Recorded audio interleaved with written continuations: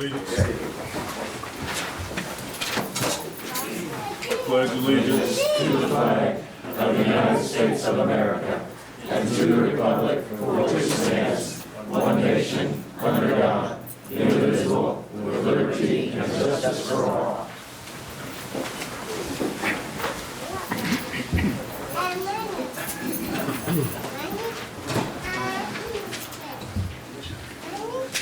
Approval of the agenda. I move that the board approve the January 24, 2022 agenda. Second. Motion made and seconded.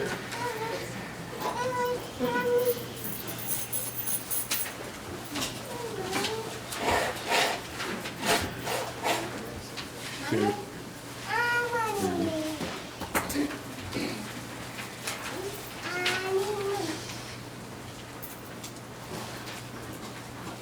All right, now I'd ask for a report of board members.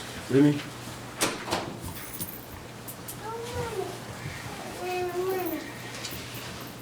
All right. Seeing none.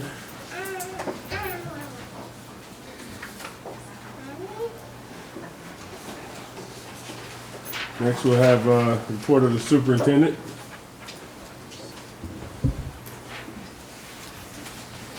Thank you, Mr. President. Let me give you a quick legislative update.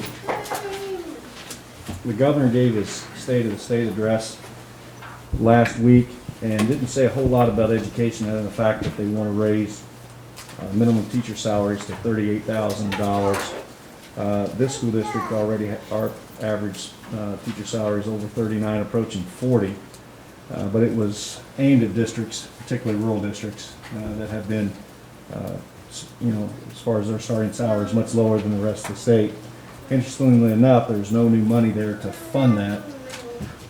Districts would be required to take 30% of that on, and 70% of that's coming from the foundation formula, with really no increases to the foundation formula. So that's really all that was said in the State of the State. And we're sitting on a fat wallet at the state as far as stimulus dollars, revenues they brought in, well over $2 billion in excess in revenues. And we were hoping to hear there would be an increase to transportation funding that's at about, funded at 15 cents on the dollar. More money in the foundation formula, but all those things didn't occur. So we'll have to work to try and get some of those monies or increases put into the budget with the budget chairs of both the House and the Senate. Career ed money was guaranteed. He put $20 million from stimulus money increases, and Herndon would, they're certainly not going to get $20 million, but they may also benefit from that. Some of the vehicles for different bills, we've got House Bill 1552, which is a charter funding bill, and that's really kind of a fight between the charter schools in Kansas City and the charter schools in St. Louis. But anytime there's more funding taken away from public education, it could affect us as well. Another bill, Senate Bill 649 from Bill Eigel, is elimination of personal property tax. You're going to hear a little bit about bonds and things like that tonight, but the elimination of personal property tax in the state of Missouri would take about $900 million out of school district funding across the state. For us, our personal property tax in any given year is $10 million plus a year. That'd be devastating if that were to happen. And again, as in any year, we always have a big omnibus bill in education where they're putting together many different things, whether it be charter expansion, whether it be voucher expansion, whether it be virtual education expansion, and that's Senate Bill 650. There's several different things in there. It has not had a hearing yet, but those are the things we need to watch for. We'll keep you attuned to those and where they go. With that, I'm going to move on to any questions on the report of elementary principals or secondary principals. Hearing none. Did I see Aaron Eason walk in? Is Aaron here by chance? Aaron Eason? Okay. Okay, very good. Any questions, 8.4, 8.5, or 8.6, all that data is there for your review. We can answer any questions you might have. I will speak a little bit about the monthly data review, specifically attendance. Our attendance has been taking a beating, obviously, since the first of the year. with the number of COVID cases that we have in the districts, it's more than doubled. We've been able to hold it together for staff, even though we've had to cancel some classes. We've canceled some bus routes. There'll be more different classes canceled tomorrow in the coming days until we get through this cycle of COVID increases that we have. We're able to continue to have it, even though it's every week we're this close to having to shut the school district down. The other districts around us have had to do so. We'll continue to monitor it. And if it gets to that point, then we may have to shut down for a few days, but we're holding on right now. Any questions on any of that? Marlene can answer a lot of those questions too, because she's dealing directly with the student absences, the teacher absences. Okay. 8.7, Dr. Shelton will talk about the on-site clinic review. Yes. Kevin, if you would please open up 8.7, the presentation.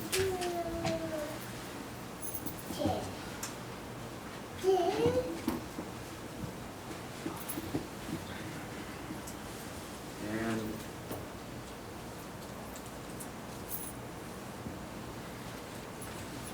so that's the wrong document. So we're in the third? I believe it's probably the, yeah, try the third one. Nope, middle one. All right, thank you so much. So one of the benefits of our district that continues to be very popular with our staff is the on-site employee clinic. Each year we review this clinic and provide data. Can we please go to slide 2? So the evolution of the district began in 2016 with primary care. And then, along the way, we've added a nurse practitioner and occupational health. We then added physical therapy, and then most recently, we've added a mental health component as well. Please scroll down to the next slide. The utilization metrics that you can see that in the presentation. Overall participation, overall utilization, the addition of behavioral health, health coaching, and then physical therapy. You can see the numbers related to those. Please scroll down. And each year, as you know, we gather comments from our faculty and our staff, and you can see, we do that, the word cloud and the big words that come out obviously are all about Dr. Hearn and the staff and how thankful our staff is for the presentation of the clinic.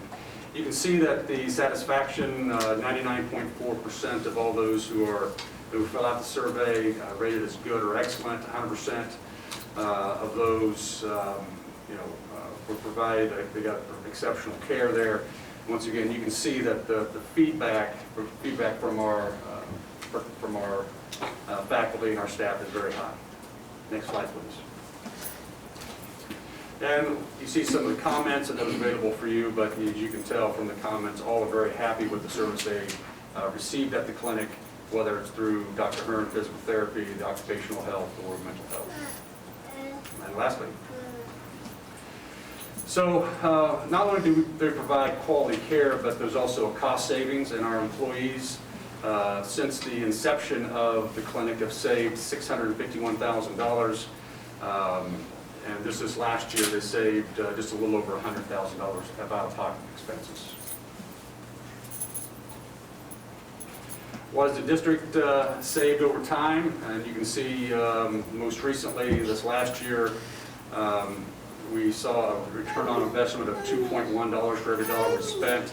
But overall, we've saved just under $5 million of district funds, and for a return on investment of $1.8 for every dollar we've spent at the clinic.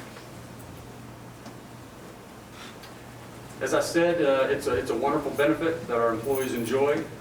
One of the things that each year that our employees say that they love and they want, and we continue to get feedback from our staff, and we continue to improve it along the way. As I mentioned in the evolution, here most recently we've added behavioral health, and that's been very popular in these times of mental health and mental health services. This has been an incredible benefit that we've added.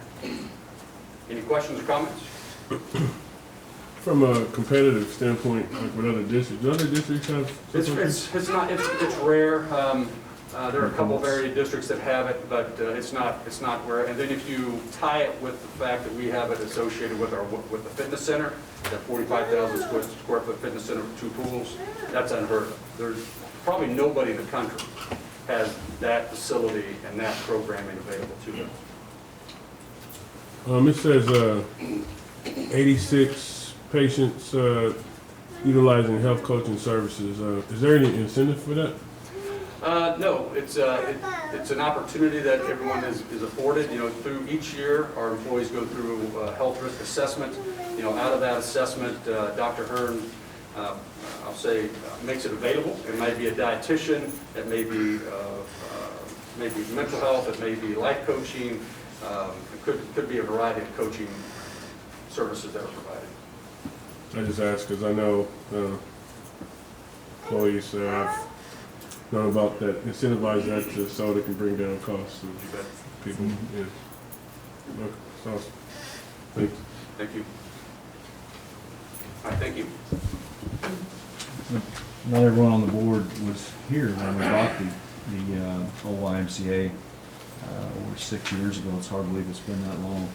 But we bought that building and renovated it for $4.9 million. And when they built it the first time, it cost $6 million.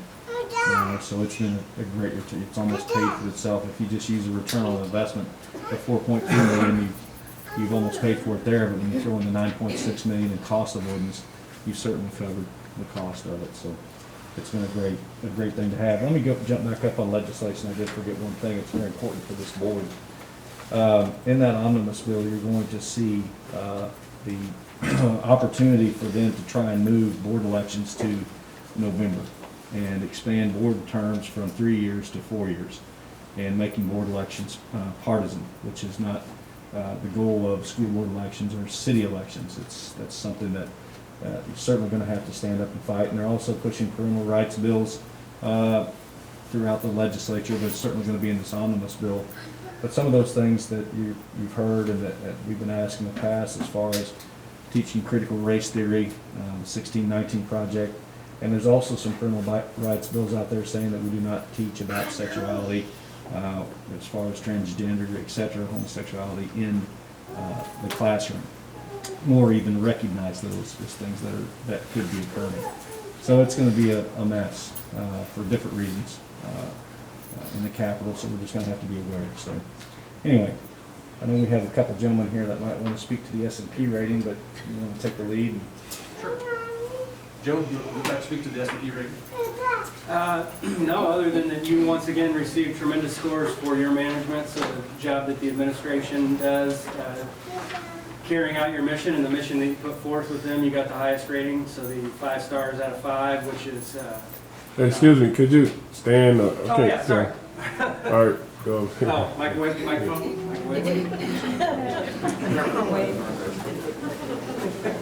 I put a mask on, my brain stops working. So, yeah, you once again received that AA- rating, which is a very good rating, and the highest would be AAA, which is like the state of Missouri. Not even the federal government has that anymore.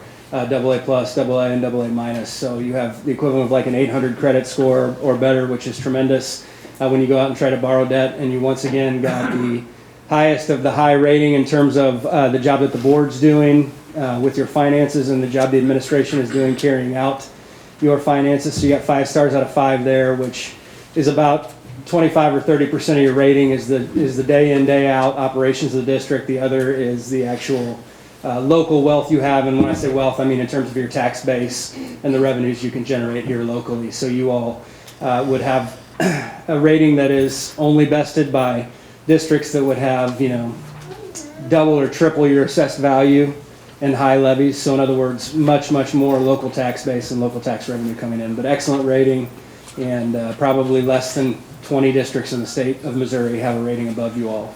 And they would be names like Clayton, Ladue, Lee Summit, these large school districts. So excellent rating overall, and going to be very helpful when we sell the bonds, hopefully tomorrow morning. That's what I was going to ask. So tomorrow morning, actually? That would be the idea. We wanted to make sure we got direction from you on the direct deposit issue, which we spoke at the Finance Committee meeting last month. But yes, we're ready to roll, and we've been marketing those for about 5 days now, so we're looking forward to get sale tomorrow. Mr. Moore, under new business, there's a bond resolution that we'll ask the board to approve, and once approved, then we'll be able to go through with the sale. All right, good. All right. Thanks. Thank you, Joe. Yeah, I think what we're gonna do is we're gonna come back to the demographic study, because we have a lot of young people sitting in the crowd tonight that, I wanna make sure that they get noticed and their parents get noticed that are here. And not saying that the demographic study is gonna take a long time, but at the same time, I know, it would be good to get through that, and we wanna give that its due. So Danielle, do you wanna go ahead and? Go to Did You Know? Yeah.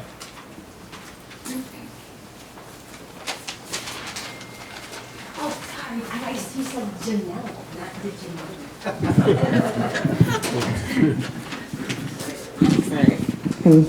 Hello, good evening. So on Did You Know, we have, I'm going to start with the rivalry varsity boys and girls basketball game. That was rescheduled. It's coming up on Wednesday, February 2nd.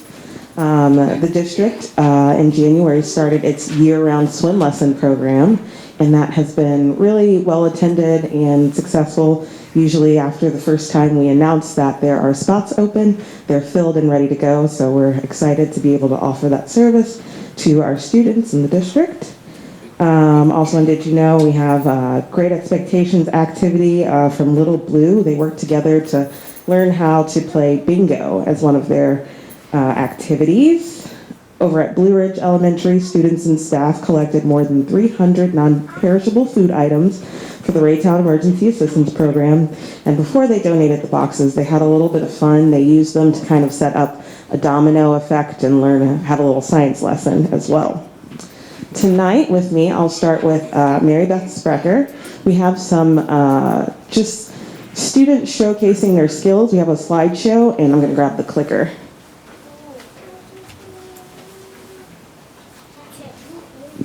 All right, Mary Beth.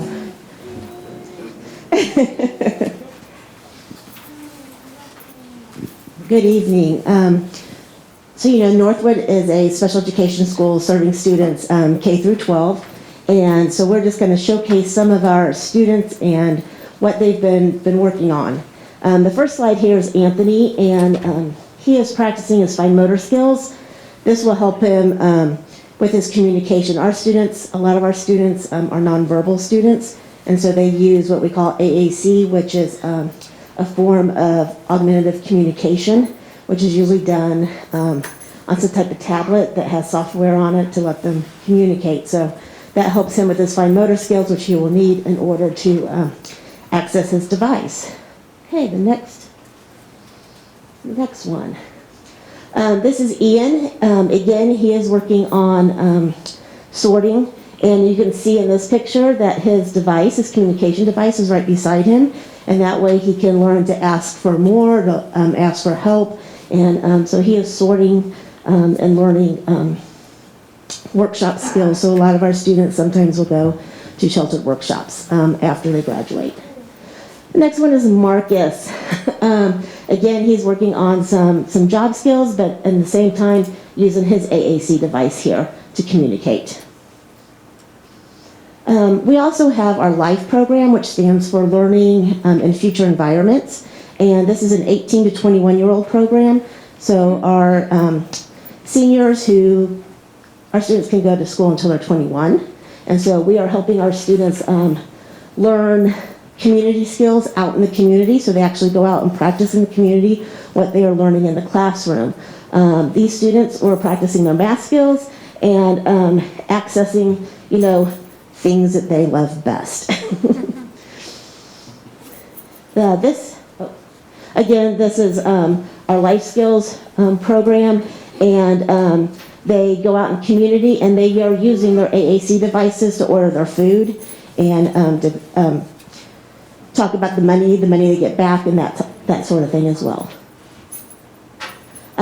This is Christian, and we wrote a grant, and we have our NWSA grounds crew, and so what these students are doing is they are learning landscaping skills. And so there's another, skill that they can take with them once they leave high school. Again, this is our NWSA, and our students, these are more students with some behaviors, but they completely planned a Thanksgiving meal, and down to servings, what needed to be bought, that type of thing. They made it and they served it, and it was good.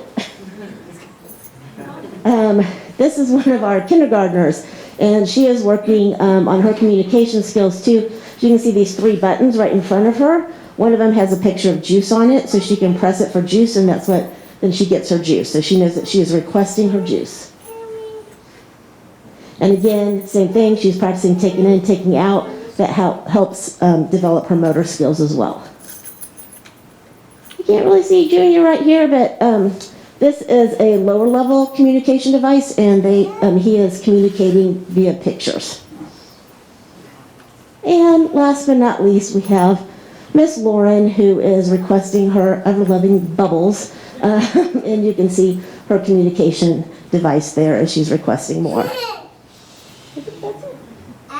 It just gives you a little bit of a glance of Northwood. Do you have any questions? Thank you.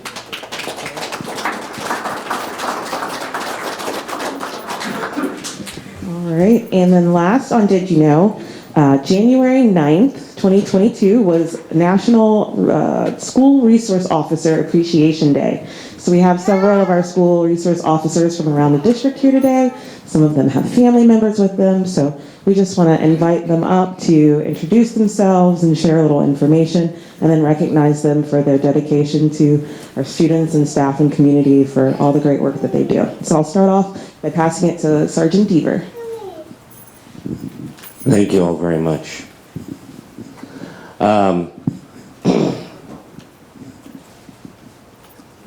This is my 9th year in this school district, and I love this school district, and I wouldn't care to be anywhere else.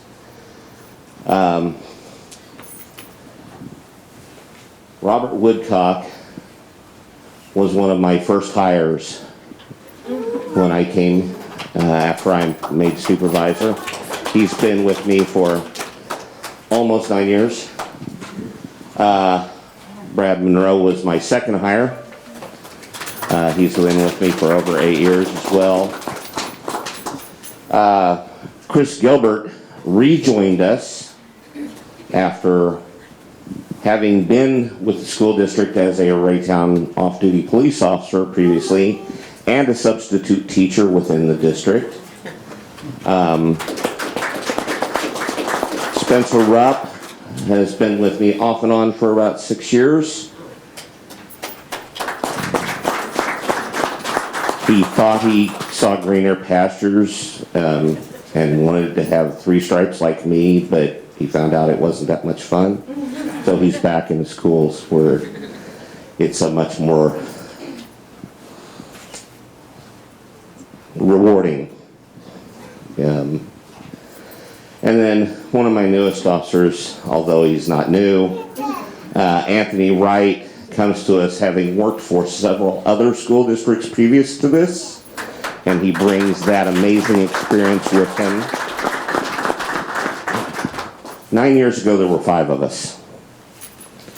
As of today, I have a 16 officer staff.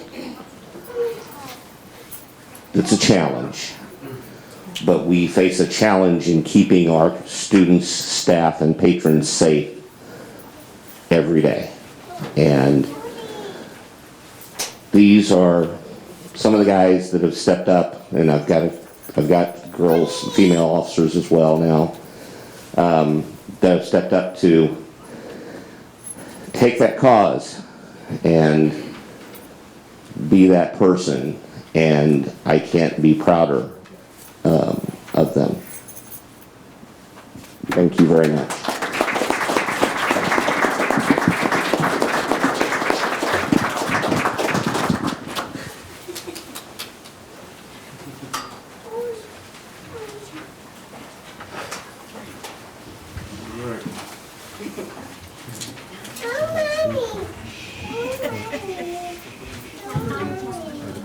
now the comment can be made that you do not have to stay if you'd like to. First of all, I gotta ask you, folks, are those all your boys? Yes. God bless you. So, but if you're welcome to stay if you want, but I think Janelle would like, or Janelle's there. Danielle, I'm having the same problem. Danielle would like to take your pictures outside, I think, so if you guys want to go and have your pictures taken. Thank y'all very much. Yeah.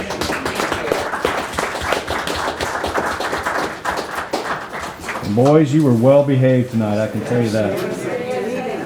I've got a couple of teenagers at home that can take a few lessons. Remind me of the Markley boys. Yeah, that's right, yeah.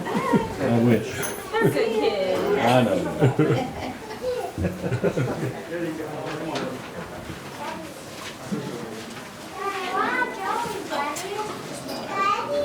Next. All right, We're gonna let Janelle go ahead. Yeah. Come back to. All I'm gonna be really short. Okay.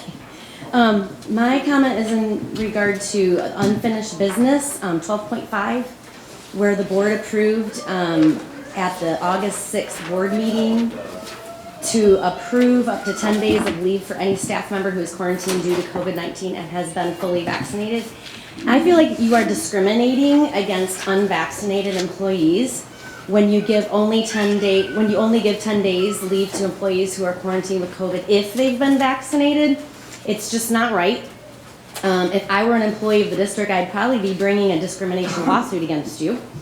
I would advise you to rethink this and extend this provision to all employees, since it's widely known that even vaccinated people can get and spread COVID just as much or even more than unvaccinated people, because vaccinated people often have more virus in their nasal passages than unvaccinated people.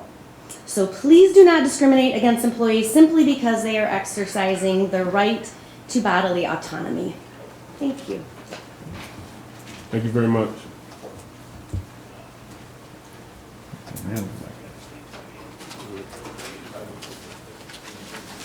Go ahead, Steve.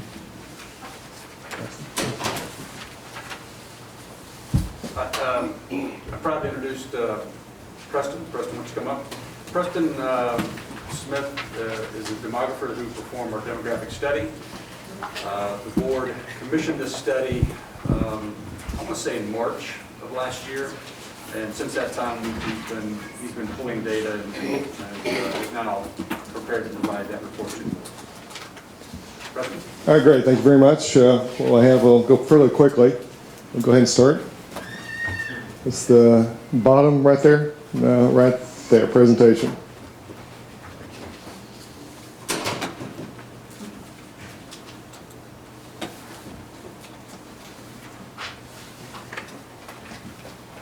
Okay, good. Thank you. All right, good. It's good to come back here. It's been about 5 years, I think, since I addressed you. Next slide. Our credentials, we've done about 200 studies around the country. We have worked in 14 different states. We have now projects now in Alaska, West Virginia even. I have a graduate degree in public administration and statistics. And our enrollment team is headed by a man, and so he's credentialed out in Oklahoma State University. Next.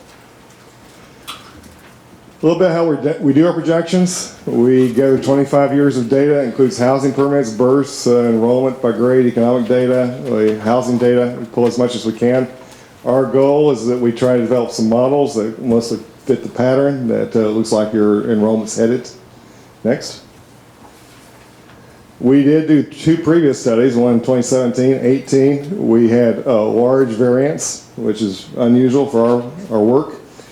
Typically, our variance is only like 0.3% per year. For yours is about 10 times that, because we had some issues going on there that we don't normally see in projects. There were some issues with your data, and I think there are also some things going on in your district that we don't normally see. Okay, next. In 2021, your enrollment was the lowest it had been in 30 years. So it's huge. And all of our projections, all of our demographic data, everything points to nothing but declines for the next 10 years. Next. Number of childbearing women, children under 5 years old, they're both supposed to drop by over 500 persons in each of those categories. It's huge. We've never seen that before. School-aged children, I think the drop's supposed to be almost 400 in the next 10 years.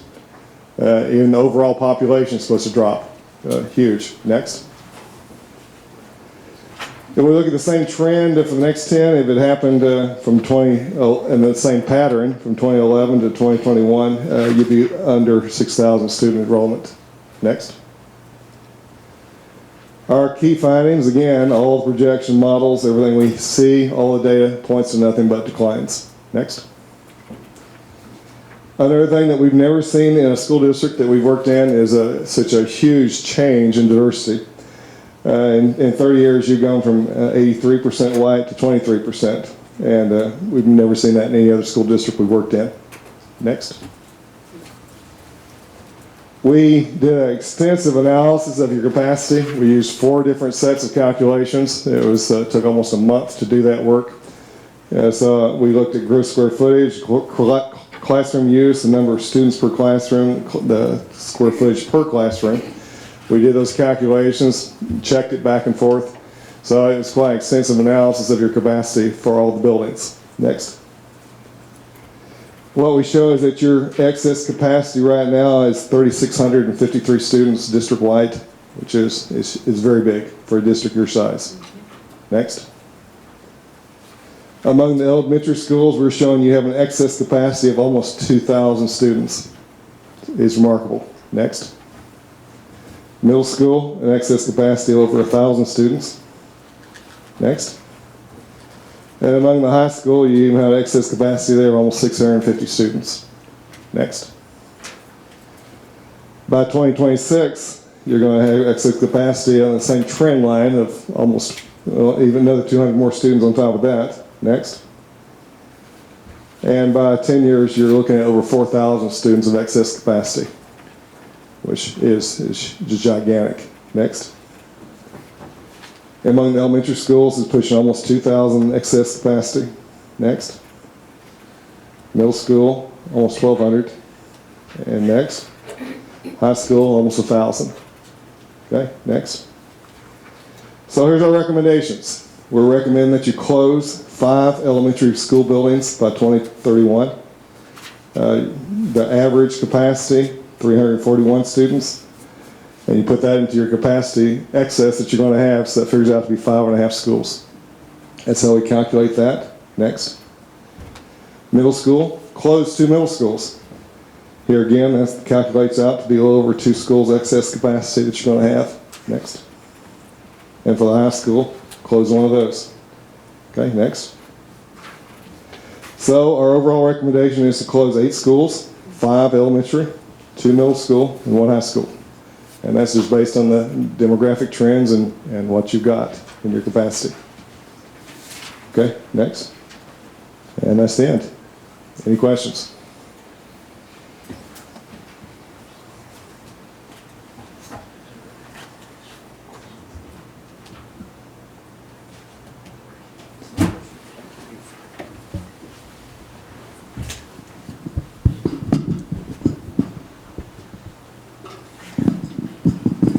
Questions from the board? Well, I will say this, Preston. One, they're probably in shock, as anybody else would be. Of course, they've seen this information prior to it coming tonight. But as far as, I will say, trying to close schools, one thing, it's, we see excess capacity, 341 kids in an elementary school. That's what we're assuming the number we're going to try to get at, but or be at, or even at 400 kids in an elementary school. All those things I will tell this board that you're going to have to take those into consideration. Do you want an elementary school with 500 kids in it, or you want 400? You're going to have to weigh every option and look and see what you have to do. You're going to have to look at the budget, see what you can do. We're not coming to you tonight saying you're going to have to close 10 schools. Okay, we're not doing that. But what Preston's telling us to be prepared for that eventually could happen.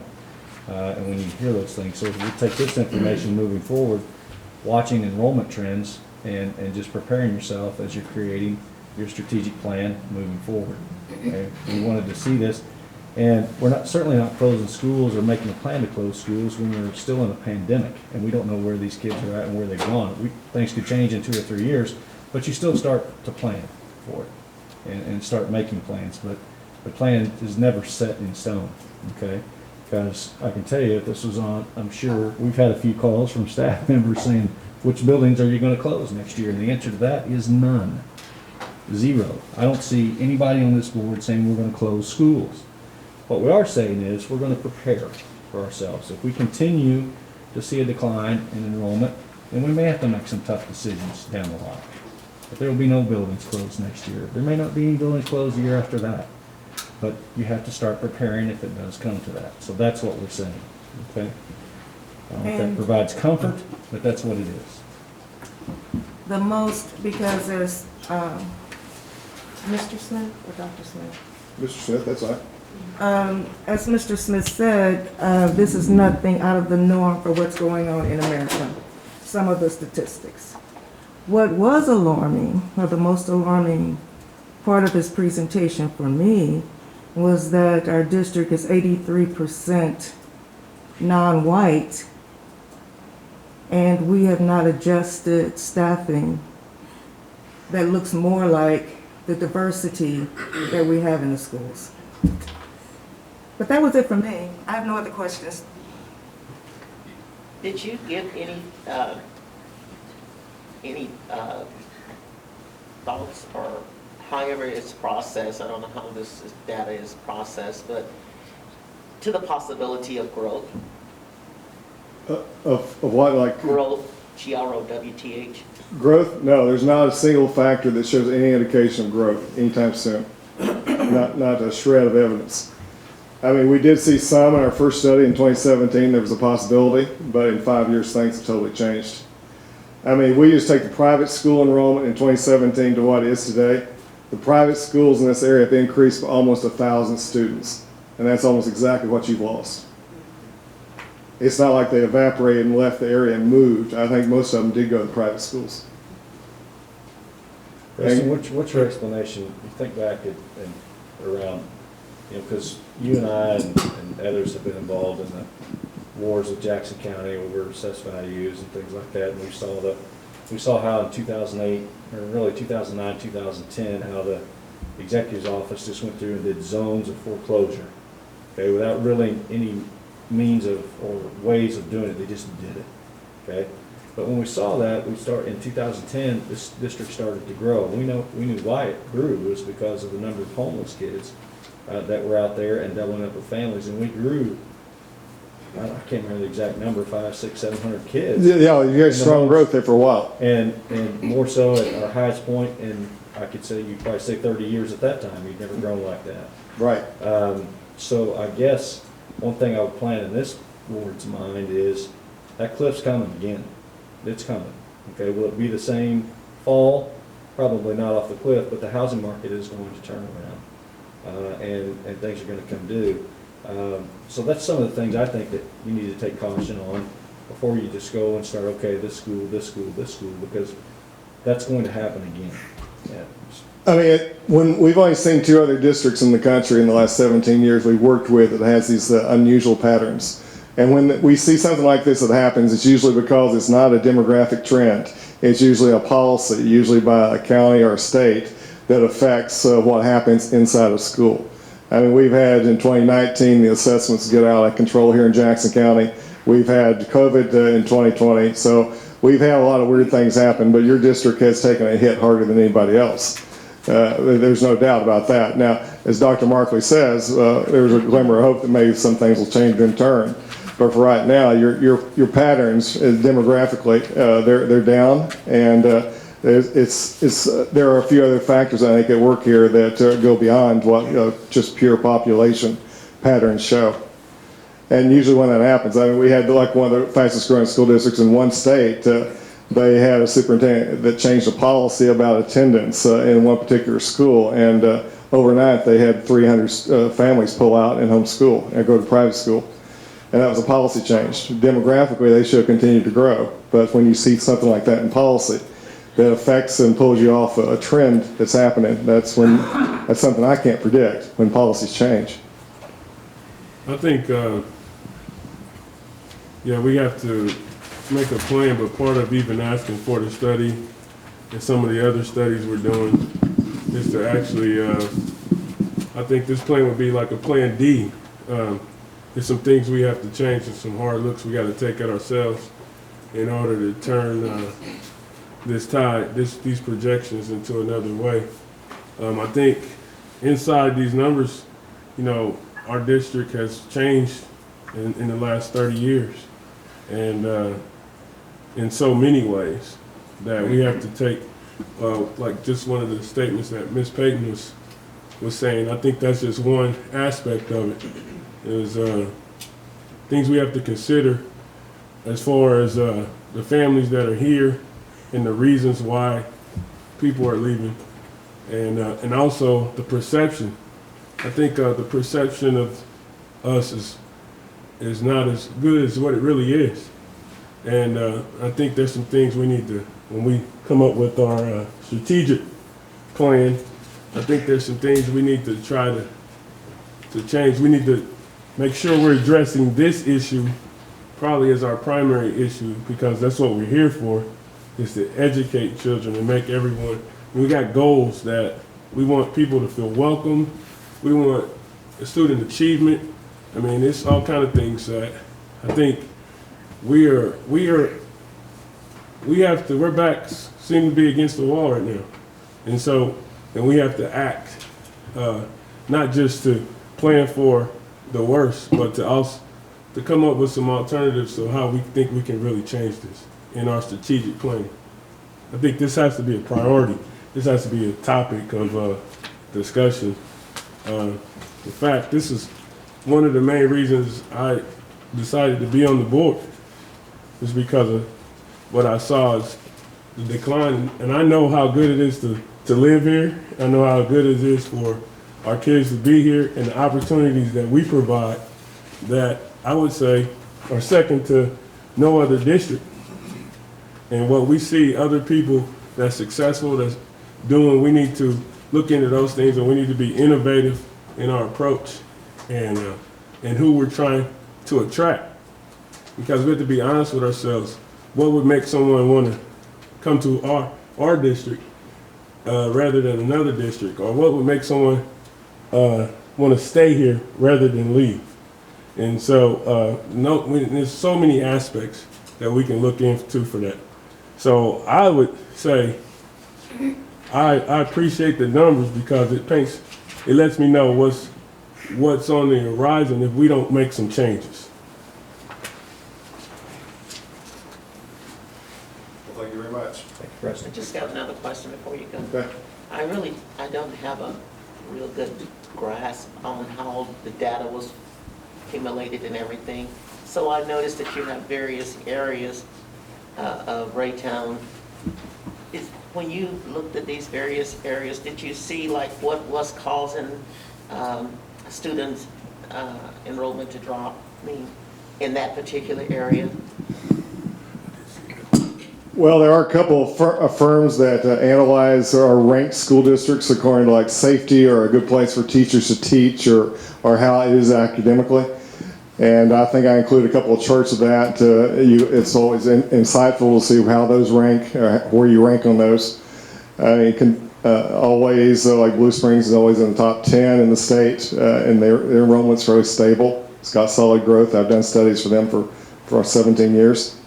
Districts that have greater instability, they have maybe a little more variability in this perception. As your president says, perception is reality. And so you got on the internet maybe that Raytown may rank low in safety for students. And whether it's true or not, the perception among the general public that fill out those forms online, the perception is that it's unsafe, and then pretty well it feeds on itself. And so when you have something like that happen, the perception out there online is hard to fight sometimes. So basically that's what I see in some school districts. As you say, the perception is reality, and it feeds on itself. Your report just basically gave us the data that says declining overall. Pretty much, yes. I mean, there's... But it didn't tell us anything like why? Well, you look at the data in there, it looks at private school. I think it has sense in there. So you got 1,000 students that essentially left your district that did go to private school enrollment. That's one thing. Another chart in there talks about employment. I think last time I was here 5 years ago, it was one new student equaled 709 new jobs in the Kansas City metro, which in a healthy growing district, it should be about 60 or 70. So at that time, even 5 years ago, you were 10 times worse in enrollment when it came to employment in the area. That's another factor. And now that it's so far off the scales, there was not even a statistical relationship. There's no relationship to housing growth. I put that in the report because you essentially have none. I couldn't track house sales because they're fairly weak.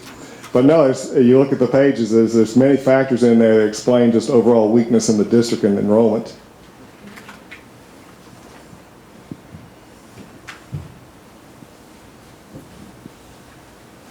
Well, you've got my email and my phone number in there. You think of any other questions, I'll be glad to answer those.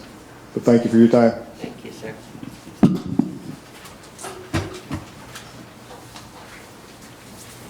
So we have Mr. President.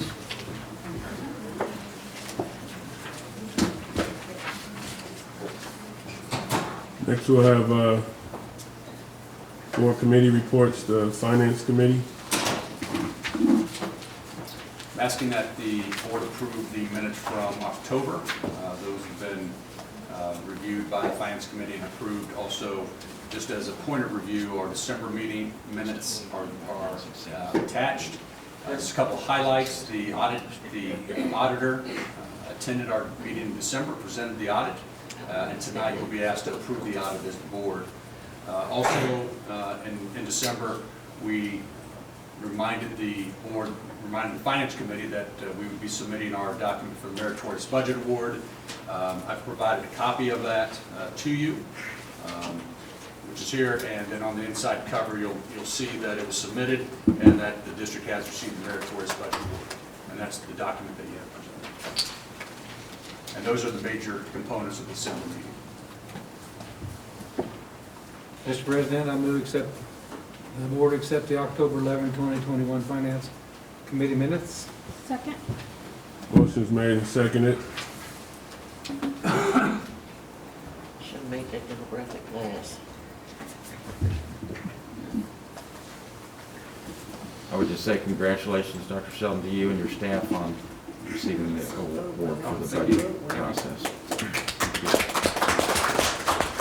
As I've stated before, there's a joint effort with Daniel Mixon, Jackie Vernon, Matt Belinda, and Josh Lou all played major roles in putting it together. Thank you. All right. Next, school board elections. Mr. President, I move the board adopt policy BBB, school board elections. Second. Motion's made and seconded. Nothing new, just a state statute correction.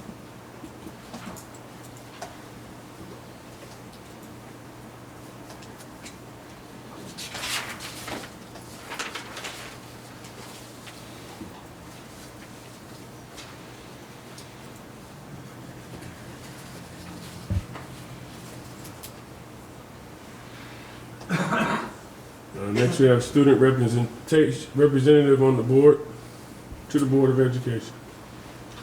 Remember during the last meeting, we talked about how could we, you asked us to kind of investigate how could we get kids more involved, particularly high school students in board business as far as the way things work, giving input, being a part of the process. It was a great idea. We're here to tell you we didn't find a whole lot of districts that do it, but what we would recommend, and we mentioned this before, we think it's a good idea to get the student body president, or I should say the student council president of both high schools, and invite them to come to meetings, have a place for them to sit and participate and give us a report every month of what's going on in their buildings and some of the things, the initiatives that they got forth, and start it out that way. And if you want to expand it from there, you could do so. You know, they're not privy to different, obviously closed items for the board to deal with, but they can't participate in these other things. And I can kind of help coach them through the meetings I have with them. I have 4 meetings a year. One's coming up, I think, pretty soon. You have that date's coming up, right? Rachel, in the next month or so, we could introduce this to them, invite them to come to the meeting, sit in, but I can coach them in as far as this is what the board would like to see you do, starting now. Bringing information, kind of like what they do me. But that's where we're at with that. There's really no, other than you wouldn't have to change any policy to invite them to come and speak. It'd be no different than a speaker at a board meeting, so. I would like to say, I love the idea and utilizing our student body presidents, student government presidents, which addresses the high school. How do we get our middle school, our 4th and 5th graders to feel like, I'm not saying have them come and talk, that's not what I'm saying, but like making sure that the upperclassmen are reaching out to the leaders in the lower class too, so that. Well, here's what I would say. I would put one toe in the water at a time and see what you get from there, and then just kind of go from there. And you know what? You might ask them that question. Okay. How would you do it? And maybe they could tell us. Okay. I think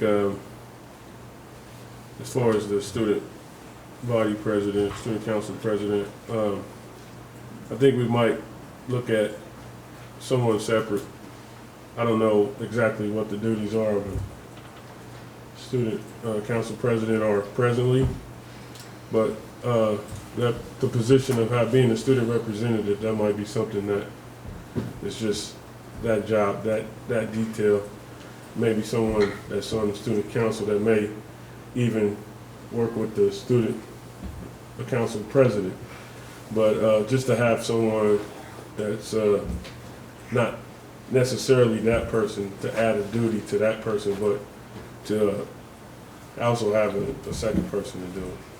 Well, when I brought this up, that was kind of my intention, that at some point it would be something that they would vote on or do something at their schools to Like a grade, or like the liaison, like student. this board does to the city council. Yeah, like yeah, we see but some city I'm council. okay starting with the way you're saying. Start with just Try it. because we can start that quickly, and maybe we get their input, and maybe they can go back and create that and say, let's do this where we elect a student representative to the board, or if they want to do something beyond that. 'Cause that is what I was hoping to see us do, but I'm okay starting with just I inviting. mean, we don't know, I mean, that person is already the president of the student council. Are you saying you don't want more responsibilities as president? No, I'm saying we don't even know. They already agreed to it and had a job. Right. So to say, oh yeah, now come to these meetings and report to us. We can't make it come. Well, I'm saying a person that's the representative would know what it is and try to attain I that agree. spot. That's what I I think you ultimately can get want. there. I think you can get there. I think you're gonna have to, take this first step around March, April, try to get them here to the first meeting.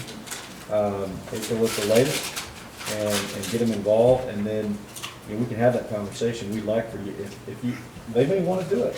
If they wanna do it, let them do it. If they wanna do Because they're at the this- end of their school year anyway, they can keep going, Yeah. bring us some ideas, and maybe starting the next school year, they'll want to do something more. Yeah, they may want to appoint a liaison to the Board of Education from someone in the student council. If you're in the student council, you're in there because, one, you're somebody that's willing to take on more things, to be a part of something maybe bigger than yourself. And that's the kind of kids, you'd like to get that kid that just, is walking the hallway, but getting them in here is like, it's We tough can to get 'em. also- So maybe we start this way, and maybe we'll figure out a way to get that kid in here. We can also offer to pay them the same amount that we get paid. Absolutely, no, we can double it. I say double it. We will double it. We will double it. So are we planning on just having one student? No, I think we put both high schools. Yeah, that's what I Yeah, we need was both high hoping schools. for too, because you didn't want to Yeah. slight anyone. Yeah. I'm gonna shoot for having them here in April, okay? Okay. Good.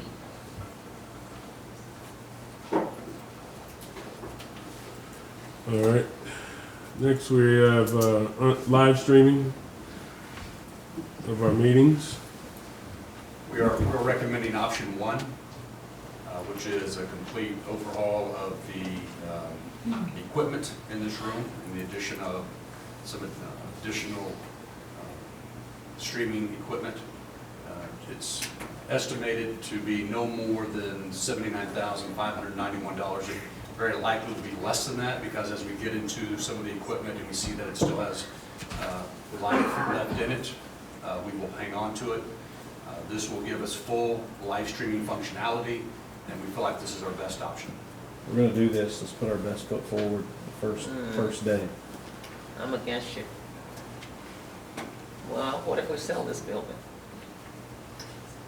Well, I'm gonna sell it. We can't take the equipment with us. It Yeah, wouldn't- yeah, we can take it with us. It wouldn't be something. You may not be able to reuse it though. I mean, you know, I'm just saying. Why are we starting out at the highest? Why not start middle or the lowest? Well, mean, if because we I can- think we're putting something out there to our community to see. It's no different than what we do for inside of our school buildings, where we want them to look the best they possibly can. Yeah, but And we pass bond issues to do that. I think if you're gonna get out there, you don't wanna have something that you're not sure that it's why going to would be you put it on quality. the list? And if it's of no quality, What's that? why would it be put on the list if Well, it has no quality? it's quality, Why but bring it doesn't have the quality that this other does. Also, Ms. Salisbury, it's delaying that cost, because the difference in the cost between option 1 and option 2 is a reduction of some of the equipment. Eventually, though, this equipment that we have here will come to the end of its life, and we will be replacing it anyway. So it's deferring the cost by going with a different option. Eventually, we will pay that full price. Is Melissa here? She's at a PTA function, but she and I met prior, along with Dr. Hartley, on this topic, She recommends option one. and her recommendation is option 1. I'm sure she What could is get the us. timeline for installation? As soon as we can get all the product, Yeah, not all of it's necessarily available at this point. We can get it ordered and get on the list. exactly. I think Melissa did talk to us about this, and I Well, speak remember of her Melissa, mentioning that. great timing. Really, do I have that great of timing? You really That do. was good. Holy moly. You heard money being spent in your name. We said we wanted I wanted to hear your voice on the subject we matter. wanted option 2, but you are adamant we do option 1. I am adamant. Tell us your reason. This system is aging, and if we're gonna invest money into upgrading it and adding components, I think that it's best to go on and replace as much as we can, now or as much as that needs to. And then we don't have to worry about parts failing in the next year or two. You guys have probably noticed some concerns and some things not working right over the last couple of years, so there are parts failing. Some of this equipment was original when we moved into this building.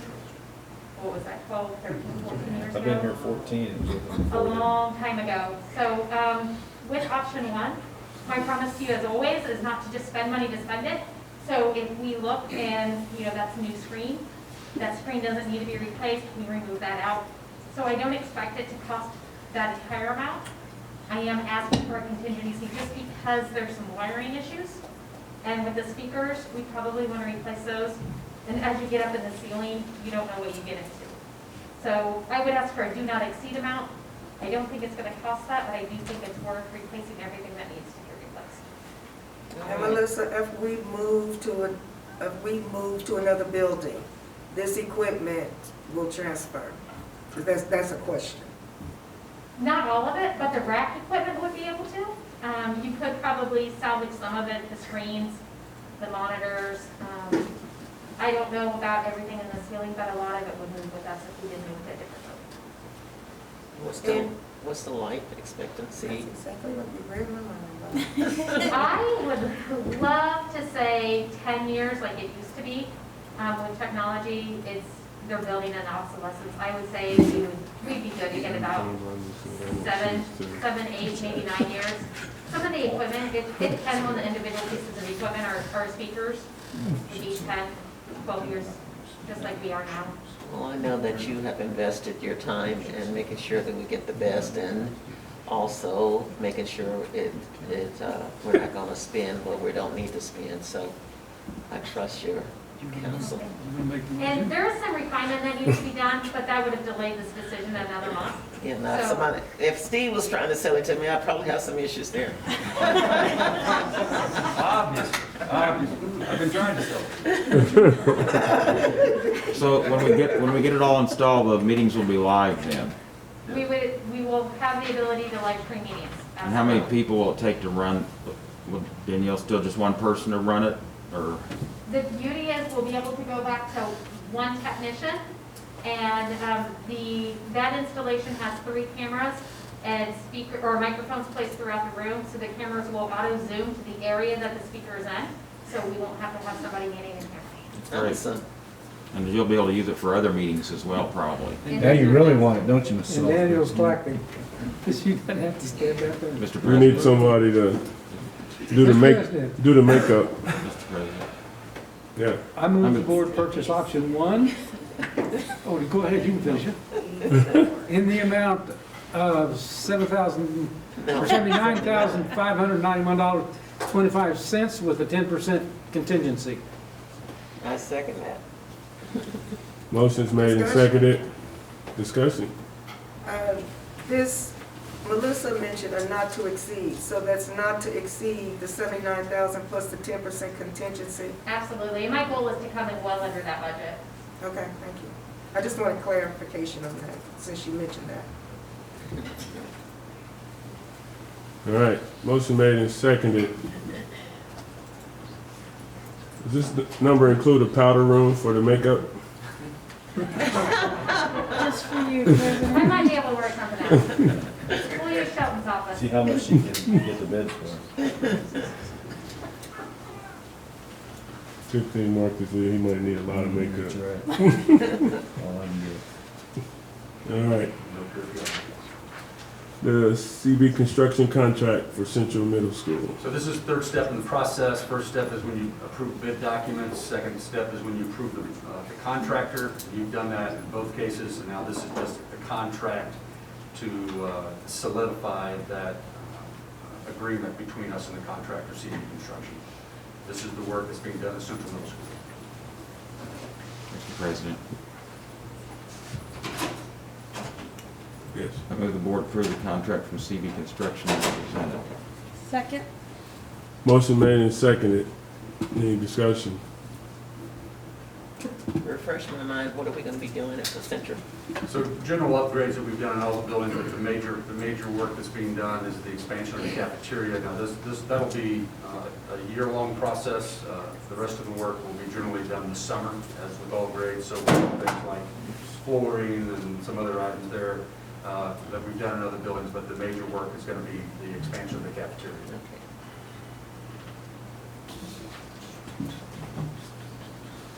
Motion carries.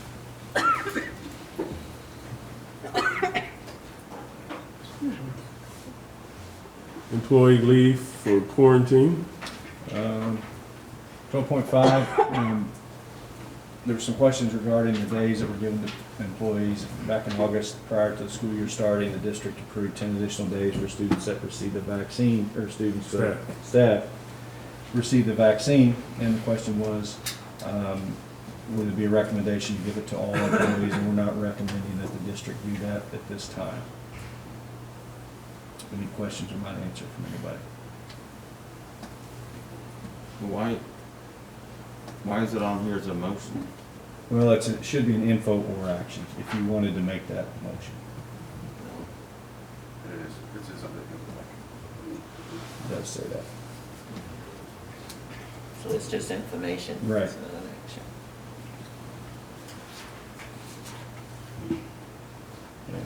Yeah, it just says we approved the following on August 9th. Right.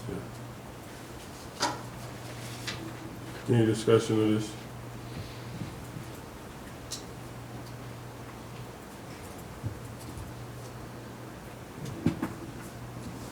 All right.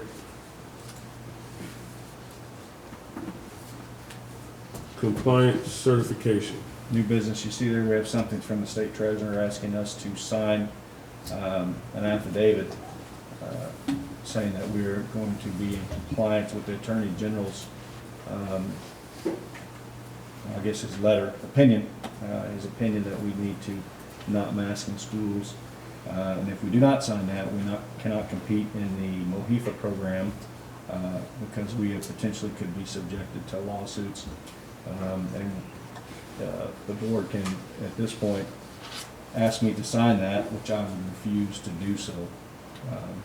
because I'm not going to be liable for anything down the road where you have to make a declaration by the board to protect students or staff with a mask or something like that, whatever that case may be. And then I have my name on an affidavit that says that you would. So I'm recommending we don't sign it, unless I hear a motion to do so right now. Not hearing one, we can move on to the next item. Any discussion on that? All right. 13.2 in the bonds proceeds resolution, we have a couple gentlemen here tonight, Ben Thompson and Joe Kinder, and they can speak to what the state treasurer is costing school districts across the state by saying that we should do this thing or we should not, which we're not so sure he has the authority to do so. So Joe, go ahead. Yeah, that's correct. I won't get into, I won't get too far deep into this, but the fact of the matter is on this certificate of compliance, in order to participate in the program, we work really hard. A lot of the work that you don't see us do, and I told Dr. Shelton this, is trying to make sure that once we've issued your bonds, that the cost that we show you, the total interest cost over the life of that debt and the cost of issuance, actual what you pay to get the issue done, are the only costs you'll have. That no matter what, whether it's the IRS, the state auditor, or your external forensic auditors, anyone in your community can come look at that and say, that's totally fine, keep on going. And the problem with this certificate of compliance is, this is a 20-year issuance for you all. So this applies to, as we understand it, directives of the Attorney General related to health mandates. So we cannot quantify the risk of participating in the program right now. You have to sign that certificate to be able to close your bonds. And that could open you up to any and all kinds of liability. So apart and separate from the health and safety of your staff and students, if we take that side of it out of it, we simply as Stiefel, and I don't know what Mr. Thompson has said, that we can't quantify what that may end up costing you. And the fact of the matter is, we talked about your rating a little bit, which is very high. And so the nice thing is you have the ability to access capital markets in a very efficient and effective manner still. We also have put in a substitute credit enhancement for you all, which is bond insurance, which is costs you about $30,000 and you end up in about the same spot. So essentially for you all, luckily, because you are so highly rated, this costs you about $30,000. Now there's some things that over the time that you can do to offset that, but let's just start right there.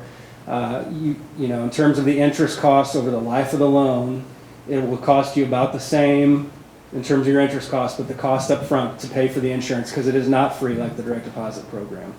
So the direct deposit program is a program that offers you a piggyback on the state's credit. It doesn't actually give you their credit rating. If you look at Clark County R1 Cahokia, which is up on the Mississippi River, Greg Bricker, who many of you know, that's where he grew up. They have used the direct deposit program in the past versus Raytown issuing your debt with the direct deposit program. You have a much lower interest rate than they do. So it's still, the bonds are still, the traders, investors in your bonds are still interested in your credit mostly. And so you'll have that ability, but Dr. Markley's correct.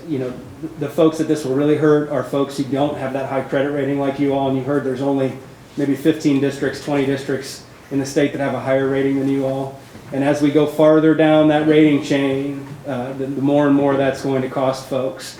So we'll see, what ultimately happens here, but this potentially could cost taxpayers not potentially, if this stays in place, this will cost taxpayers across the state of Missouri millions of dollars over time. So at this time, the resolution that sits in front of you, and I'll let Mr. Thompson talk a little bit more about it, is related to the issuance of the remaining $15.105 million of authorization you have from your 2019 issuance, and that's to finish off your projects.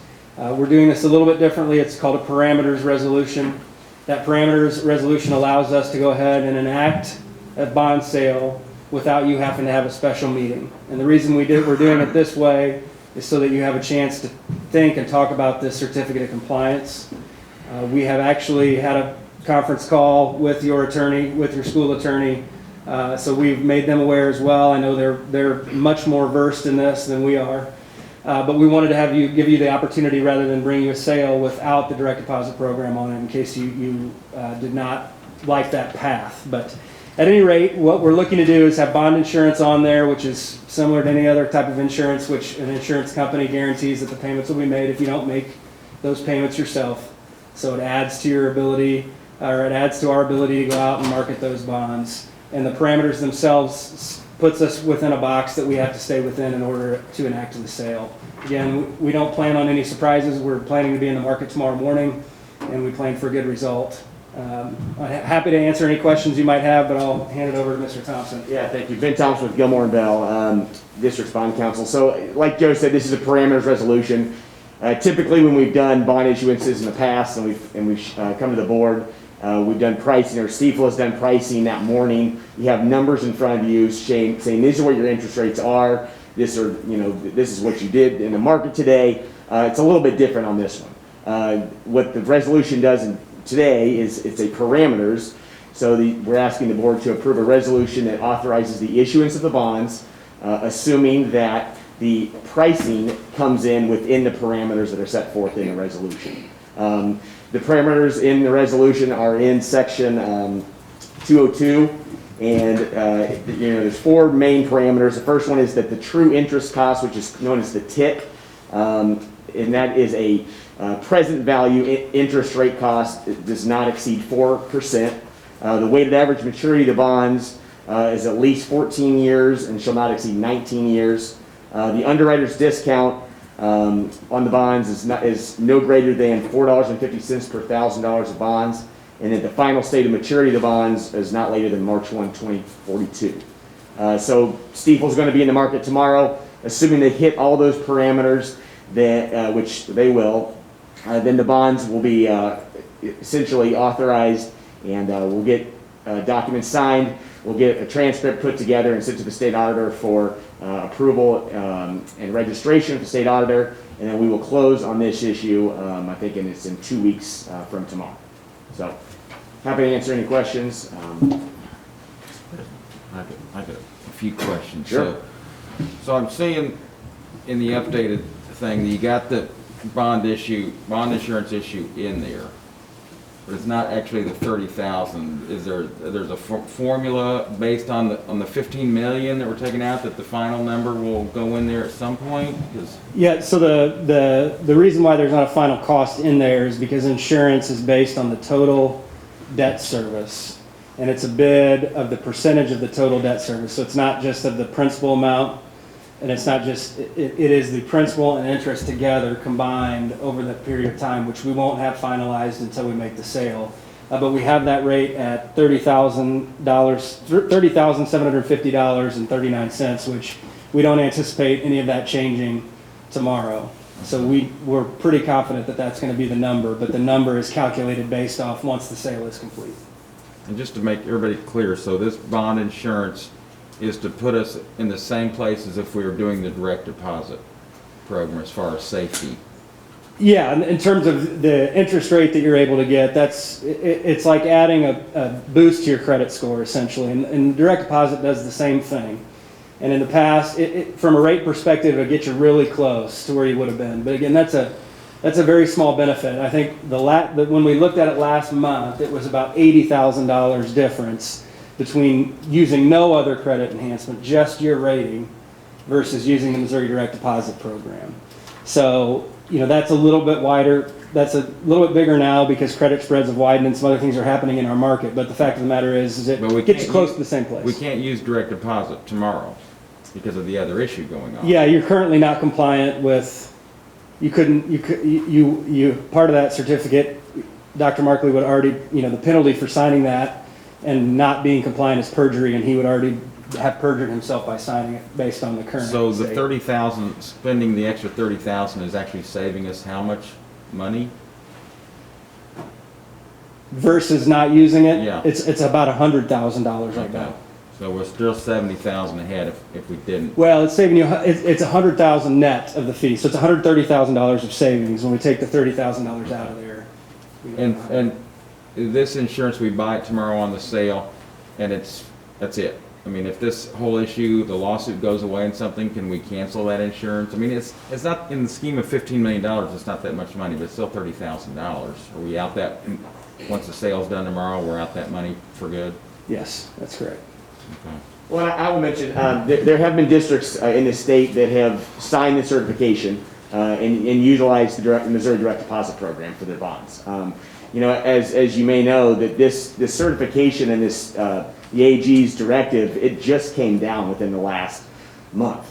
So it's brand new. The thing that we don't know as bond counsel is if a school district signs the certification to be in the direct deposit program, and then a year later they say, you know what, we are going to have a mask mandate or a quarantine requirement because things have gotten worse or whatever. There's a new board, and they go against what their certification is. We don't know what the state treasurer is going to do. We don't know whether they're going to stop sending money to the direct deposit trustee to intercept those funds. We don't know. I mean, this is new territory for all of us. So that's why we're a little concerned if for school districts that do sign it, we're advising them, hey, we don't know what happens if you have a board that changes its mind and has a mask mandate. What the state treasurer is going to do, what the AG is going to do, we don't know. So. All right, yeah, that makes sense. So, one more question. Are we going to do some refunding tomorrow too? I thought we were going to do a little bit of refunding, or we're putting that off. Well, right now the plan is that you would, if you've got some cash available due to your growth and assessed value, the plan is similar to what you did a couple years ago when you had the opportunity to do a refunding or draw down on your balances some and pay that off, is that when you get your new assessed value estimates in February from the county, assuming nothing has drastically changed, you're likely going to put a good amount of cash towards saving interest costs. Okay. But that will be likely closer to sometime in the summer as you wrap up your fiscal year. You'll start planning that into your budget for the next year based on what your assessed value is going to be. But we estimate that to be between $3.5 and $6 million of prepayment to save interest costs and put you in a position to hopefully be able to do your next bond issue or your next series of bond issues should you, as you need them, to have them be done no tax increase. All right, thank you guys. Well, thank you, Rick. I appreciate that because it did help me understand a little bit, but now I'm still a little confused. So this is insurance to protect us from the lawsuit that's being prepared because of mask mandates, and is that what this is about? Now, this is insurance that protects investors, and so what we do is we take your $15,105,000, and we've got 250 plus institutional bond salesmen with access to over 200,000 investor accounts from everyone like individuals like us all the way up to the Vanguards and big administrators of 401ks, and our job is to make sure that we literally auction your bonds off in $5,000 increments to whoever's willing to pay the highest price, which for you is the lowest yield. One of the things that we can do to make your bonds even more attractive above and beyond going out and getting that high credit rating that you all have is to put insurance on it so that if you were ever not able to make your payments, the bond insurance company would come in and make those payments for you. They promise that to the investors, which allows you to borrow at lower costs, which overall will benefit you by about $100,000 over the life of the bonds. Okay, what confused me, I think, was you said something about him signing, had he signed that compliance certification or something like that, that he wouldn't have been able to do this if he had signed that. Yeah, so this is a different way than you've ever done it in the past, and always in the past, the direct deposit program. The reason that this is all new is that it was a no-brainer. It's free, it's convenient, and it gives you a small benefit. So because it's free and convenient, and because there's a benefit to it, we've just always used it. It's been a no-brainer, right? It's a great program the state put in place here about 20 years ago, a little more, 23 years ago. What the state treasurer has done is not codified within statute. I mean, this is totally out of the blue. There was no rulemaking process. We just found out, we actually got an email forwarded from a school district on the east side of the state on a Monday before we were supposed to do a bunch of deals. So this is all uncharted territory. So we're choosing, or our recommendation is for you not to use that enhancement program, to just move on without that benefit. But in lieu of that, we tried to find other ways that you all could find a benefit close to that. And bond insurance is something that a long, long time ago, you don't need to hear this story, used to go on every single bond deal. And then during the Great Recession, during the crash of all the other insurance companies, these bond insurance companies essentially went bankrupt and lost their benefit. And they're starting to build that reputation back up, and they're getting closer and closer, and it's certainly something that benefits you all. in this case, to the tune of $100,000. Not as much, again, $30,000 less than the direct deposit program, but better than without your just your credit rating.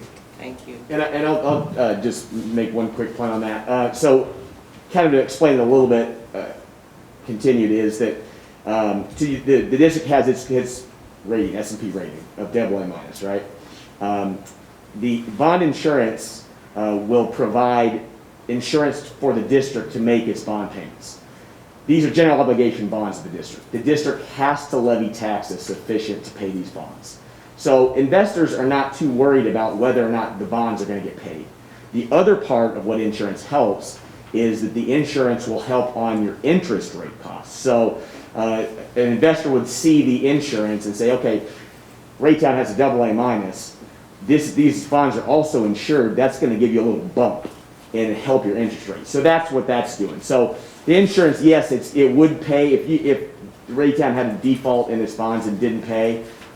They would step in and pay for the district. But like I said, these are general obligation bonds. You're required under Missouri Constitution to levy taxes sufficient to pay the bond. So that's not really what the insurance is helping in this case. So, Thank you. yeah. So we anticipating good rates tomorrow? Yes, we're anticipating that we're going to use a similar structure to the last issuance. We're going to generate some premium with these bonds, but right now we're anticipating over $17.5 million of proceeds for construction projects. We know you've got that in terms of need, and so that'll put you in a good position to be able to move forward again, get these round of projects done. And the biggest thing from a long-range plan is that you're in great shape in terms of doing your next round of improvements if and when you choose to do that, and on a no tax increase basis, so without having to increase your tax rate. Great, thank you.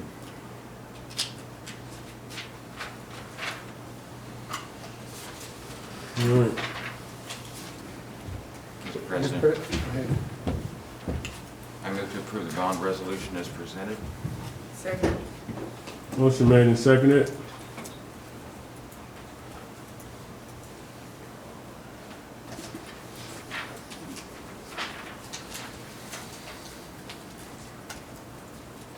All right, motion carries.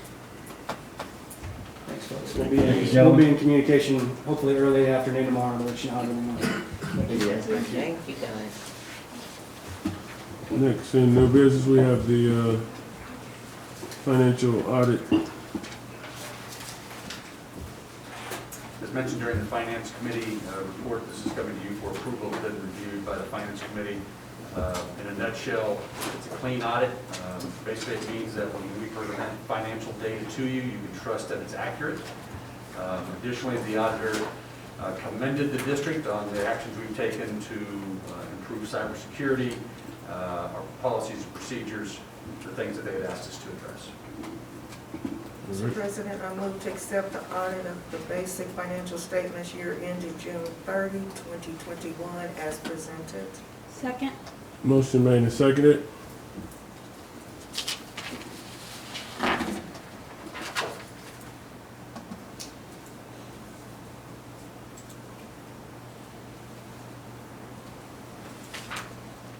All right, motion carries. Next up is the award of bid for Genetech security video maintenance. Mr. President, Yep. I move the board approve the purchase of a 5-year Genetech maintenance agreement from ETI for $112,229. Second. Motion made and seconded.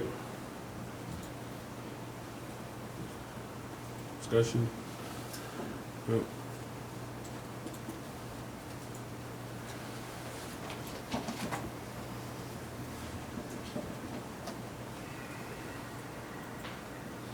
Motion carries.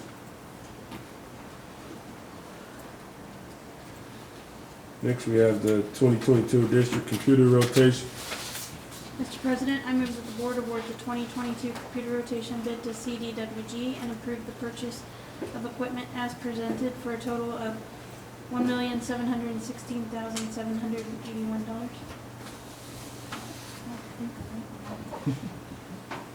Second. Motion made and seconded. Let's let Melissa kind of give a preview of what Yeah. that's gonna buy. Melissa, go ahead. Okay, so this one's a little bit more complicated than what I presented to you in years past. Every year we go out to bid around this time of the year, and our bids are good until March of the following year. So the bids that you guys approved last year around this time, or actually carry us all the way through the end of March. This allows me then, I release new bids, and then I can purchase off of best pricing off of the previous year or the current year, if that makes sense, or the new bid and the old bid. So this is the first year, because of supply chain issues, that the bids from last year are actually cheaper on some of the items than the new bids we got this year. So you'll see it's a little bit broken out, a little bit more complicated. We are also have been awarded potential E-rate funding on some of those items. E-rate, it's the emergency connectivity funds. They supply up to $400 per device per individual who has indicated that they do not have a device at home that they could otherwise use for either teaching or learning in the event that they are quarantined or at home. So there's a lot of processes and hoops that we have to jump through in order to receive that funding. One, all equipment has to be received by June 30th, which we're not sure will happen in the event of, or because of the supply chain concerns. And for every device we hand out, we have to get a signed authorization that they need that device. So I do have potential E-rate funding. The likelihood is we won't receive all of that's available to us, but we will go after as much as we can, and it has to meet those two criteria. With the bid in front of you, we're replacing all of our teacher devices. They are getting, they are getting this nice little device that I actually have in front of me right here. It is a convertible touchscreen computer, and this allows them to teach from anywhere in their classroom. We will be, over the next few years, moving to wireless projection in all of the classrooms and allow them more flexibility. The request was for them to be able to teach anywhere from in their classroom, and this allows them to still interact with their content and not be tied to the front of the room. So they're a little bit more expensive than what we've paid in the past, usually about $800 a teacher device. We're now spending a little under $1,100. But, so we're getting teacher devices this year, which is why your bid is higher than our normal rotation, than our typical student devices, and some just ancillary stuff devices are included as well. So Melissa, will there be teacher training on the new devices? Absolutely. We don't know what it's going to look like yet because I have no idea when they're going to come in. Ideally, they're going to come in and we can actually train teachers and move them to their device before they leave for the summer, so then they have all summer to get used to it. I just don't know yet until we place the order, and then within a few weeks we'll have an ETA, and then we'll start to be able to plan. But the supply chain has been really hard in the technology field, so I'd love to give a better plan there. Melissa, and I ask this clearly for clarification because I just don't know. We had a presentation from Northwood today, and those students have different types of devices. How often do we update their devices, and will this be part of that update? So our students at Northwood, they have different devices based on their IEP if it's specified in that, or they get the typical device for a student their age. So that depends on the team. All of our student devices are on a 4-year rotation. So depending on when their device was purchased, that's when they get their new device. So this year, we're not purchasing nearly as many student devices for elementary and middle school that we normally would, because we purchased so many last year in order to make sure that we are completely one-to-one. We do have about 1,100 in the order, but those probably wouldn't be Northwood student devices because we don't have that many touchscreen devices included this year. But yes, they do get rotated. And they're on a routine rotation or as needed rotation? They're on, if it is a district provided laptop, it is on a 4-year rotation. All of our student devices are. So it's based off of when they were purchased. But if it's part of their IEP, then it's purchased as needed. Okay, thank you. Since we're kind of on this subject, I just want to say the 4-year rotation and then allowing the seniors to take those laptops with them. I just want to say, like, from our family's point of view, so Gideon is in his third year of college. He is still using his laptop, that thanks to REF and you guys that he has. And we ended up, long story, with an extra laptop over Christmas, and I asked if he wanted it, and he said, why, this one's fine, and I know what I'm doing on it. So just thank you guys for that. Are you saying you want another one? You'll get one this year. We'll get I don't know, this sounds pretty extravagant for teachers. No, I just wanted to see what they would do. Even with the mask on, I can tell what Did you notice they were waiting on bated breath when she asked the question about it, will there be training? So they were ready to write it down when it was going to occur. All right. Of course, the next question, can we quote you on that, Rick? It's on camera. All right. That's right. Yeah. Let's take the vote. Oh, really?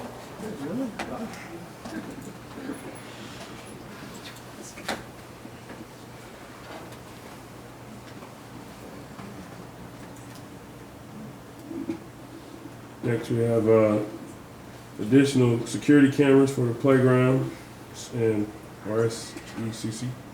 Mr. President, I move that the board approve the purchase of 13 high-resolution video cameras from ETI in the amount of $35,543.95. Second?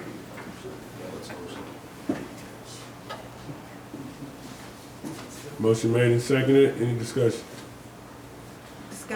I have a question. Where the cameras are going, are the parking lots using LED lighting already? I'm sorry? I know that sounds like a strange question, but these parking lots, where, or wherever these cameras are going, playgrounds, I'm sorry, are the playgrounds lighted with LED light? Mr. Boosted can answer that. I can answer that.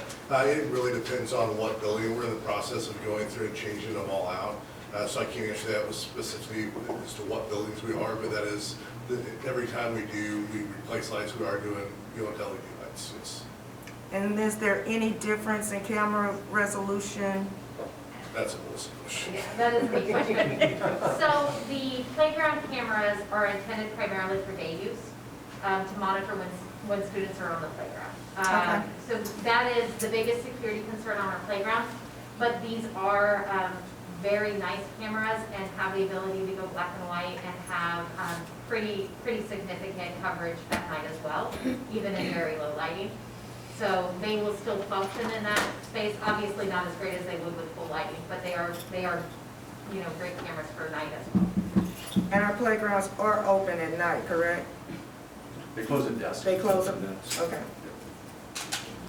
We've had some issues in parking lots with catalytic converters throughout the district that we're trying to get, in particular one, but Very popular. we're trying to get some better cameras where we can pick up license plates and things of that nature, and anything else we can do for that. All right. Motion made and seconded. Let's vote.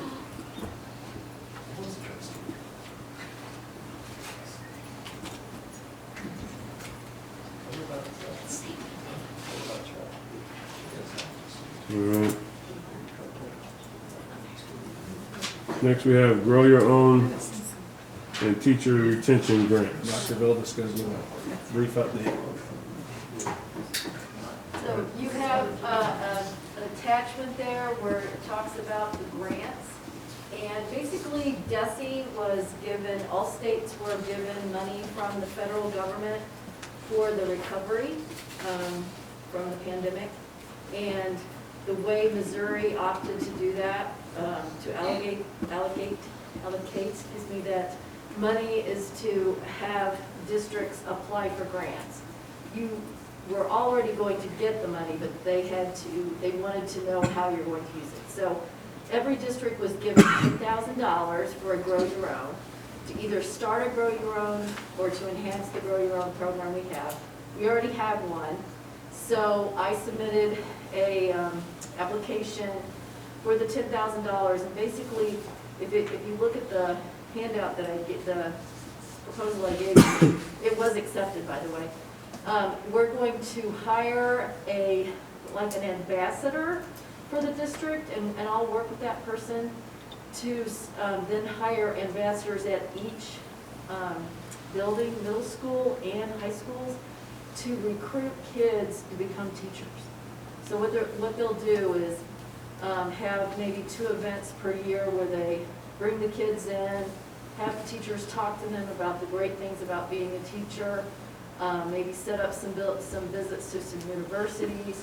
I'm also going to ask them to put together a presentation to go around to like the advisory classes and talk to the kids about being a teacher and how great it is to maybe be a coach. Like if you really like sports, you know, you could teach and become maybe a coach too.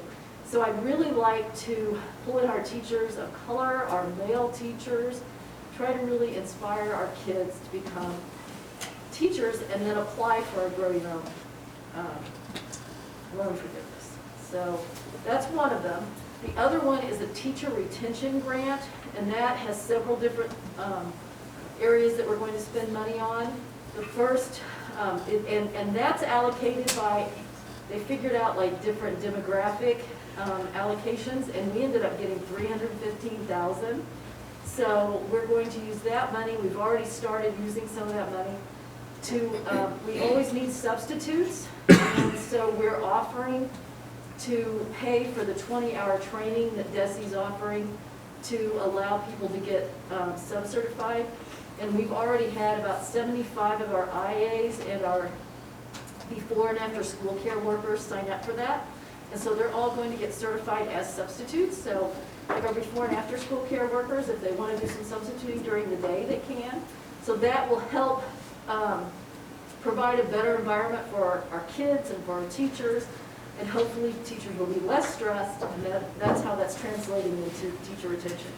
Other ways we're using that money is we're using it to pay more for our summer professional development. We're going to pay our mentors more. We're going to offer scholarships for national teacher certification. So there's just a lot of different ways that I went to our PDC meeting down at Union Station, and they kind of talk about some of the ideas they wanted us to use that money for. So I wrote the grant accordingly, and it was approved. So we got all of that money for the next, it's about next 3 years that we'll get that money. That's great. Thank you so much. Thank you.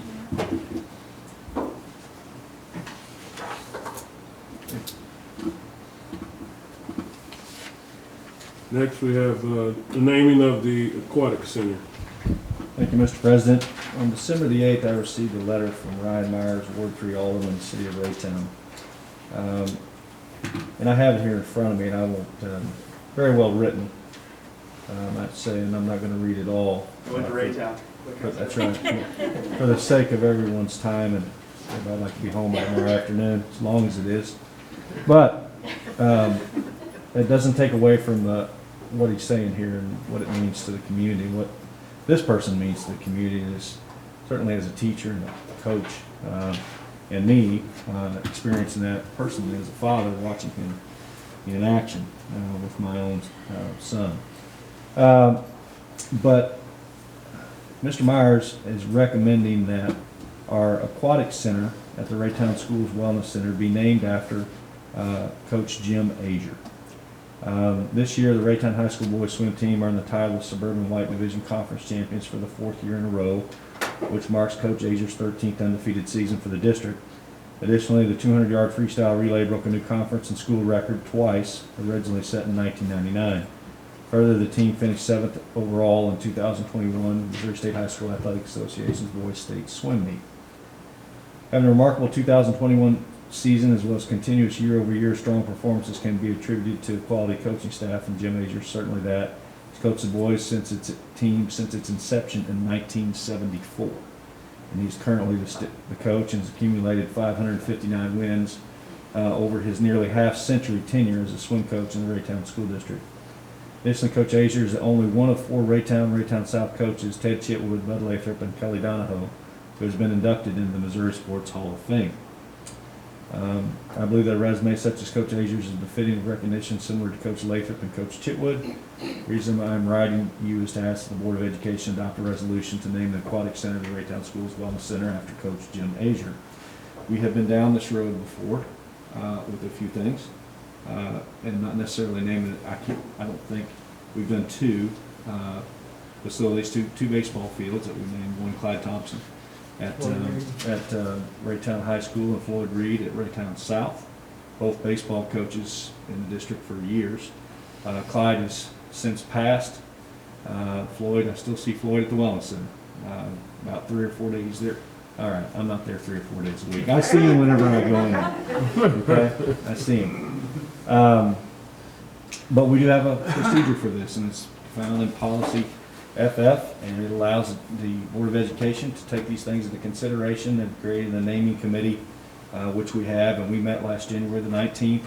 Mr. Landers, Michael Dean, who's currently the director of the Wellness Center, Vicki Turnbow, who's director of the Chamber President, myself, Josh Reichert, Chad Bruton, Kevin Overfelt, all on that committee. And they, actually in attendance was Mr. Landers, Mr. Dean, Mr. Turnbow, and myself. But received word from Josh Reichert, Chad Bruton, and Kevin Overfield supporting the decision to recommend to this board that we name the Aquatic Center the Jim Azier Raytown Schools Aquatic Center. And that will be found, you'd see that when you walk in there, you'll see how we're going to put the name up on there. There's some ideas to put it up above the scoreboard or things like that to where it can be identified. It's not changing the name of the Wellness Center, it's changing the pool. The pool is where, that is his bailiwick. That's where he, interestingly enough, and Mr. Myers may be able to attest to this, but there is folklore out there that he's been a swim coach for 50 years but can't actually swim himself, which I don't know if that's folklore. I believe it is the truth. I keep asking some of the boys, Luke and them, just to give him a little nudge in the shallow end to see if it's true. But anyway, that's neither here nor there. That's what and I'll let Mr. Landers speak to this, but from the committee, that is a recommendation. Your recommendations to push them in the pool? No, that's something we'll let it out of the tape. Mr. Want it to be a surprise. I was at the meeting, and it was a unanimous decision to do this. I move the board officially name the Aquatic Center the Jim Azier Aquatic Center and waive section 4 and 5 of board policy FF. Here, here. And before you vote on that, and he's talking about waiving section, if you look in FF, and I really think the only thing we need to waive would be number 5. Number 4 says, in selecting a name for school of facility preference will be given names of persons who are deceased.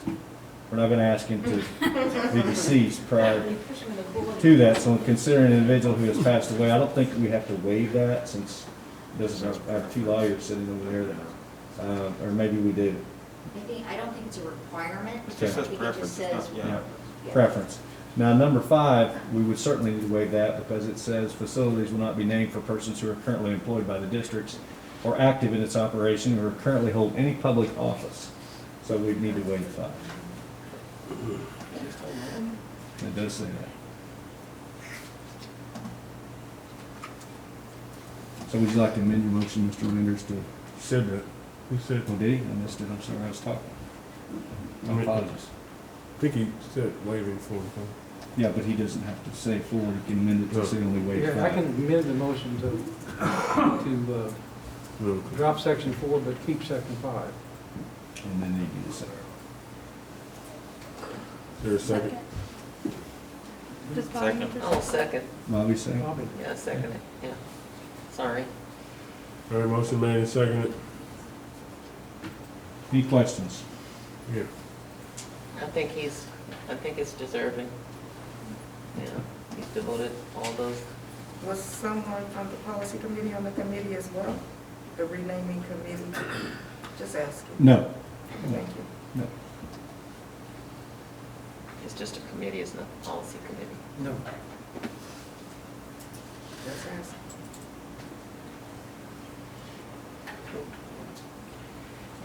Doggone it. Thanks for bringing this to us, Ryan. Thank Very good. I'm sleepy, Terry, I'm sorry. Windmill. When will he? You know Motion what? carries. Well, if you will, I'll inform him tomorrow. Okay. Okay. And if some of you gonna call him tonight, I'm not gonna inform him tomorrow, so I'll take care of it.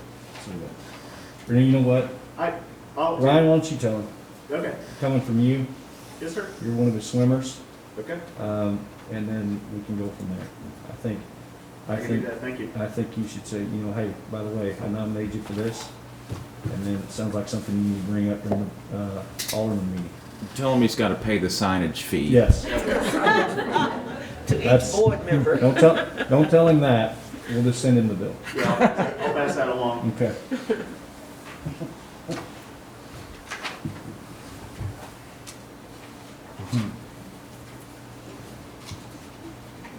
Mr. President, Yep.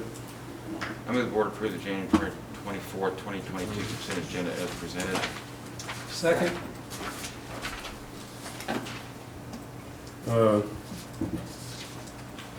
Prior to, Donations? yeah, I got them right here. Would you like me to yeah, go ahead. see them? Okay. I'm glad you Donations to the district, one from Cinetic Technologies. Ron Helmer, the president and CEO, was $600. There were two $300 gift cards to be used for Christmas, provided the Family Support Service Office to go towards families adopted for Christmas, so thank you to them. Donation to Northwood. Let's see, I'm reading this correct. Weighted blankets. What's a popette? That's a new thing. I don't know what it is. You know what it is? The popette. Oh, yeah, The weighted blankets. no, the weighted blankets, but what are the It's a popettes? help calmer. That's right, okay. I know the Kathy weighted has one blankets for is me. also to kind of give you that warm feeling That's too. not what she calls it. I call them a bubble thing. And then, another donation to the district from DJ's Hangout, Mr. Frank Sears. $1,200 total of money and assorted clothing to the district for our students. So those are the donations, Mr. President. Motion made, second, let's vote.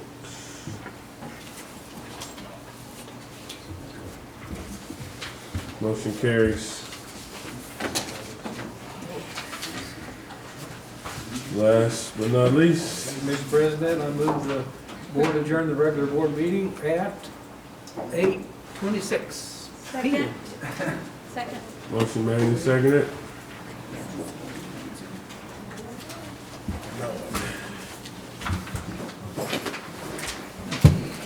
Thank you, everyone. Have a good evening.